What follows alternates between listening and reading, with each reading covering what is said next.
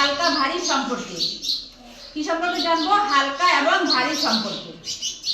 তাহলে দেখো, আমার এক হাতে হচ্ছে পেন্সিল আর হাতে হচ্ছে মার্কার। তাহলে পেন্সিলটা কি? হালকা, আর মার্কারটা হচ্ছে ভারী। এখানে দেখো, আমার এক হাতে হচ্ছে পাতা, এক হাতে হচ্ছে আলু। তাহলে আলুটা কি? ভারী, আর পাতাটা হচ্ছে হালকা। এখানে দেখো, এক হাতে আছে মার্বেল আর এক হাতে হচ্ছে ক্রিকেট বল। তাহলে আমাদের মার্বেলটা কি হবে? হালকা, আর হচ্ছে ক্রিকেট বলটা ভারী।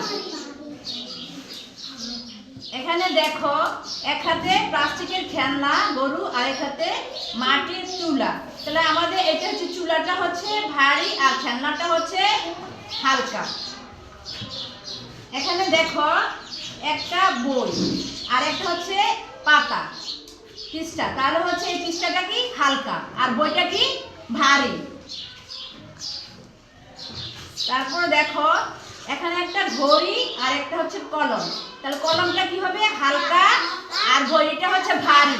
তাহলে আমরা সবাই কি বুঝতে পারছি যে হালকা ভারী সম্পর্কে কোনটা হালকা কোনটা ভারী? আচ্ছা, ধন্যবাদ।